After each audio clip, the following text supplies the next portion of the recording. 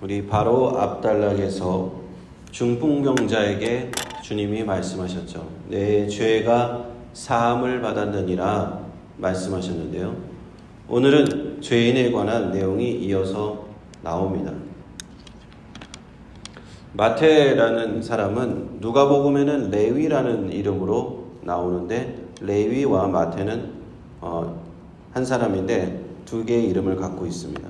마태라는 이름의 뜻은 하나님의 선물이라는 의미가 담겨져 있는 뜻입니다. 오늘은 이 마태를 부르신 예수님의 이야기를 보겠습니다.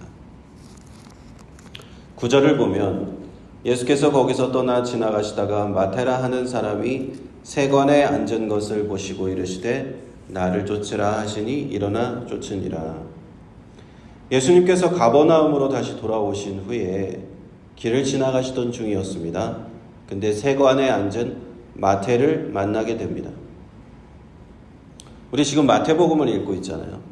이 마태가 자신이 예수님을 만난 이야기를 이 마태복음 9장에 기록해 놓은 거예요. 자신의 이야기를 자신이 쓴 복음서에 기록해 놓았다라고 하고 생각하면 됩니다. 마태의 직업은 세리였습니다. 당시 유대 사회에서 이 세리들은 모든 사람들의 미움을 받는 그런 직업을 갖고 있는 사람이었어요. 왜냐하면 로마의 지배를 받고 있는 이스라엘 백성들인데, 이 이스라엘 백성들한테 세금을 착취해서 딱 정한 세금만 받는 것이 아니라 거두어야 될 세금보다 더 많이 거두면서 이익을 챙기는 사람들이 바로 이 세리들이었다라는 것입니다. 우리가 한국에서 일제시대 때 우리 친일파 하면은 다 모두가 싫어하잖아요. 마찬가지. 친일파들이 일본인들의 앞잡이를 서서 우리 민족을 괴롭혔다. 친일파를 좋아하는 사람이 누가 있겠습니까? 그렇죠? 세리가 딱 그와 같은 역할을 했던 사람이에요. 그래서 공개적으로 공공연하게 세리 하면 죄인, 죄인 하면 세리였어요. 그러니까 죄인과 세리와 같이 여기라는 게 가장 모욕적인 얘기가 될 정도로 세리는 그런 직업을 갖고 있었다라는 것입니다. 바리새인과 서기관들, 당시 유대 사회에서 유대교의 지도자들이라는 사람들이 있었습니다. 이 사람들은 세리를 너무너무 싫어했어요. 아주 세리를 경멸합니다. 죄인 중에 죄인으로 취급을 했다라는 것입니다. 그런데 정말 이상하죠? 예수님께서는 이 마태를 부르십니다. 베드로와 안드레, 야고보와 요한 이런 어부들을 제자로 부르신 예수님께서, 그리고 제자들 중에서도 사도로 부르셨어요. 사도는 12명이잖아요. 12명의 사도로 부르신 예수님께서 왜 하필이면 또 사도를 한 명 더 부르셨는데 이 세리 마태를 사도로 부르셨을까? 그냥 많은 제자 중에 한 명도 아니고 12사도의 한 사람으로 세리 마태를 부르셨다라는 겁니다. 사도들의 역할은 굉장히 컸어요. 12사도의 역할은 나중에 교회가 세워질 때 그들이 굉장히 큰 지도자의 역할을 하게 되는 것이므로 이 사도를 부르신다는 것은 보통 의미가 아니라고 생각이 됩니다. 그때 예수님께서 마태를 부르셨을 때 마태의 태도를 한번 우리가 볼 필요가 있어요. 사도들이 예수님이 부름에 어떻게 태도를 하였는가? 이 마태를 보면은 또 우리가 똑같은 모습을 볼 수가 있는데, 예수님께서 베드로나 안드레나 야고보와 요한을 부르셨을 때 그들은 하던 일을 멈추고 심지어는 아버지와 배와 그물을 버려두고 바로 예수님을 따랐죠. 예수님이 나를 부르신다. 이 세상의 모든 것이 갑자기 눈에 보이지 않고 예수님을 따랐어요. 오늘 누가복음 5장을 보면, 오늘 마태복음에는 이 생략되어 있는데 누가복음 5장에는 마태가 모든 것을 버리고 쫓았다, 예수님을 쫓았다라고 되어 있습니다. 그래서 제가 발견하는 사도들의 특징을 한 가지는 바로 이런 것입니다. 사도들의 특징은 예수님께서 나를 따르라고 하셨을 때, 나를 쫓으라고 하셨을 때 한치의 망설임도 없이 따랐던 사람들이었구나 하는 것입니다. 저는 예수님께서 그런 측면에, 이 사람들의 그런 측면을 보지 않았는가. 하나님 나라를 위해서 헌신할 이제 교회를 세워야 되는데, 교회를 세울 지도자들을 세워야 되는데, 주저주저하고 내가 하던 일, 세상에 하던 일, 생업을 이걸 놓지 못하는 그런 사람이 아니라, 뭐 성경에는 이렇게 나와 있잖아요. 어떤 사람은 예수님께 와서 먼저 가서 제가 형제와 재산 다툼을 좀 마무리하게, 그 다음에 예수님을 따르겠습니다. 그런 사람도 있었고, 먼저 가서 아버지한테 아버지 돌아가셨으니까 장례를 지우고 난 예수님 따르겠습니다 하는 그런 사람도 있었죠. 한 서기관의 얘기를 우리가 들었잖아요. 내가 예수님을 따르긴 따를 텐데 한 자리 하고 싶습니다. 예수님과 나는 높은 자리에 올라가고 싶습니다. 이런 사람도 적합하지 않았다는 겁니다. 사도들을 택하신 예수님의 기준은 어떤 것인가? 얼마나 그 말씀에 무조건적으로 순종하는가? 자신의 모든 것을 버리고 이전에 내가 중요하게 생각했던 것, 내가 생업으로 삼고 있었던 것, 내가 이 세상에서 이건 정말 나한테 중요해. 물고기를 잡는 일, 내가 평생 해왔던 일이야. 세관에서 세금을 많이 걷어서 나는 잘 먹고 잘 사는 부자가 되고 있었어. 이런 것들도 다 그냥 내려놓고 세관의 모든 일을 다 버리고 예수님을 따랐구나. 이들이 바로 12사도였다는 것을 우리는 알 수가 있다는 겁니다. 10절을 보시겠습니다. 예수께서 마태의 집에서 앉아 음식을 잡수실 때에 많은 세리와 죄인들이 와서 예수와 그 제자들과 함께 앉았더니 바리새인들이 보고 그 제자들에게 이르되 어찌하여 너희 선생은 세리와 죄인들과 함께 잡수시느냐. 누가복음 5장 29절을 보면 마태가 예수님을 위하여 큰 잔치를 열었다고 기록되어 있습니다. 마태는 너무나 감격스러웠던 것 같아요. 예수님께서 나를 제자로 불러주셨구나. 예수님 같은 분이 나를 불러주셨구나. 모든 사람들이 나를 죄인으로 손가락질하고 나를 죄인과 동등하게 세리라고 그렇게 사람 취급을 하지 않는데 예수님은 그런 말씀 전혀 하지 않으시고 나를 불러주셨구나. 여러분 같으면 어떡하시겠어요? 이런 상황이라면 잔치를 벌여야죠. 예수님 모시고 예수님이 나를 불러주셨는데 내가 잔치를 벌이겠습니다. 내가 형편이 넉넉지 않아도 잔치를 할 것 같아요. 그렇죠? 근데 앞서 말씀드렸듯이 마태는 세리였잖아요. 아마 재산이 상당히 있었을 것 같아요. 집도 좋은 집에서 살고 있었을 것 같아요. 그래서 자기 집에 예수님을 초대해서 잔치를 베풀었다라는 사실입니다. 그런데 참 유유상종이라고 했던가요? 우리가 그런 말이 있듯이 이 잔치를 베푼 이 자리에, 마태가 잔치를 베푼 이 잔치 자리에 많은 동료들이 왔는데 그들은 세리 마태와 똑같은 세리들이었고 다른 죄인들이었다는 것. 세리의 친구는 세리였을 것이고 죄인의 친구가 죄인이었을 것이죠.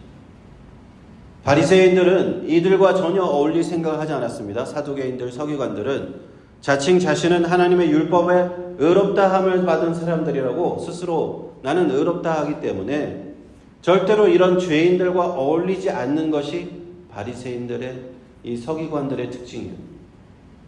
그들과 함께 어떤 식사 자리를 같이 한다든지 함께 밥을 먹는다든지 이거는 상상도 할 수 없는, 세리마태와 어울리는 이런 사람은, 그러므로 이런 바리새인들은 근처에도 오지 않는 것이죠. 같은 세리들, 죄인들만 이 자리에, 잔치 자리에 왔고 거기에 예수님과 예수님의 제자들이 다 모여 있었던 거예요. 이 집에. 그때 그것을 이제 바리새인들이 보고 이 장면을 보고 매우 불편함을 느낀 겁니다. 그래서 예수님의 제자들한테 얘기를 하는 거예요. 도대체 세리와 죄인들과 함께 이 식사를 하다니, 잔치를 벌이고 먹고 마시다니, 이거는 유대인으로서 할 수 없는 일이다. 있어서는 안 되는 일이다.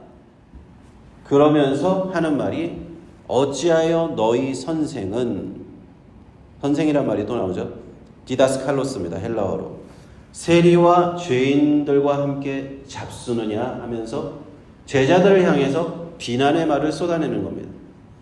예수님을 선생님이라고 부르죠. 디다스칼로스라고 부릅니다. 여기 또다시 등장을 합니다. 제자들은 예수님을 주님이라고 불렀어요. 큐리오스입니다. 나의 주님이라고 불렀어요. 그러나 바리새인들은 제자들과 달리 예수님을 그저 그냥 선생님 정도 불렀다라는 것이죠. 12절을 봅니다. 예수께서 들으시고 이르시되 건강한 자에게는 의원이 쓸데없고 병든 자에게라야 쓸데있느니라. 분명히 바리새인들은 질문을 제자들에게 했어요. 앞절에 너희 선생은 어떻게 하면서 제자들한테 질문을 했는데 제자들이 답변을 안 하고 누가 답변을 해주십니까? 예수님께서 바리새인들에게 답변을 해주십니다. 건강한 자는 누구입니까? 스스로 의롭다고 생각하는 의인. 여기서는 바리새인 너희들을 얘기하는 거겠죠. 병든 자는 누구입니까? 죄인을 얘기하는 겁니다. 세리 마태와 같은 죄인, 그들과 함께 모인 죄인들. 건강한 자는 의사가 필요 없듯이 병든 자에게만 의사가 필요하듯이 나 예수는 이러한 병든 자들을 위해서 내가 온 것이다. 의사처럼 영적인, 이들을 치료하는 영적인 의사와 같은 역할을 하려고 내가 온 것이다 라고 말씀해 주는 겁니다. 13절을 계속 봅니다. 너희는 가서 내가 긍휼을 원하고 제사를 원치 아니하노라 하신 뜻이 무엇인지 배우라. 내가 의인을 부르러 온 것이 아니요 죄인을 부르러 왔노라 하시니라. 여기서 참 재미있는 장면입니다. 예수님께서는 자신을 선생이라고, 디다스칼로스 선생이라고 부르는 그 바리새인들에게 이렇게 말씀을 하시는 거예요. 너희가 나를 방금 선생님이라고 불렀느냐? 좋아. 그러면 내가 너희를 좀 가르쳐야겠다. 선생님이니까 내가 너희를 좀 가르쳐 볼게. 이 말씀을 좀 배워라 하시면서 참 재미있어요. 예수님께서 너희가 나를 선생님이라고 불렀어? 이거 내가 하나 가르쳐 줘 보지. 너희가 구약의 말씀 이것을 아느냐? 이것의 뜻을 한번 배워봐라. 그리고 딱 주신 말씀이 호세아서 6장 6절의 말씀을 딱 제시하는 거. 그들에게 내가 긍휼을 원하고 제사를 원하지 아니하노라. 이 호세아서 6장 6절 말씀, 이 말씀의 뜻이 무엇이냐 좀 배워라. 하나님이 원하시는 것은 제사보다 사람들을 긍휼히 여기는 것, 죄인을 불쌍히 여기는 마음이다. 그것이 하나님의 마음이 아니냐. 여기서 제사가 뜻하는 것은 하나님의 율법을 엄격하게 지키는, 바리새인과 같이 엄격하게 지키는 그런 것을 상징하는 겁니다.